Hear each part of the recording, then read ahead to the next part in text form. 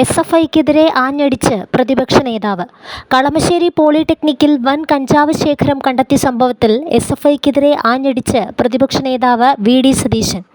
SFI നേതാക്കളും union ഭാരവാഹികളും ഉൾപ്പെടെയുള്ളവരെയാണ് കഞ്ചാവുമായി പിടികൂടിയതെന്നും സംസ്ഥാന വ്യാപകമായി ഹോസ്റ്റലുകളിലും കോളേജുകളിലും നടക്കുന്ന ലഹരി വിപണനത്തിന്റെ കണ്ണികളായി എസ്.എഫ്.ഐ മാറിയെന്നും പ്രതിപക്ഷ നേതാവ് ആരോപിച്ചു. എസ്.എഫ്.ഐ ലഹരിയുടെ ശൃംഖലയുടെ ഭാഗമാണെന്ന് പ്രതിപക്ഷ നേതാവ് പറഞ്ഞു. ഇതൊരു ഒറ്റപ്പെട്ട സംഭവമായിരുന്നെങ്കിൽ ഒരു വിദ്യാർത്ഥി സംഘടനയ്ക്കെതിരെ ഇങ്ങനെ പറയില്ലായിരുന്നു. പോലീസ് പിടികൂടിയത് ആരെന്ന് എല്ലാവർക്കും അറിയാം. അത് തള്ളിക്കളഞ്ഞ് KSU എന്ന് പറഞ്ഞതുകൊണ്ട് കാര്യമില്ലെന്നും വി.ഡി. സതീശൻ മാധ്യമങ്ങളോട് പറഞ്ഞു. കേരളത്തിൽ ഏത് കുഗ്രാമത്തിലും വെറും 10 മിനിറ്റിനുള്ളിൽ ആവശ്യക്കാർക്ക് ലഹരി ലഭിക്കുമെന്നതാണ് അവസ്ഥയെന്ന് അദ്ദേഹം പറഞ്ഞു.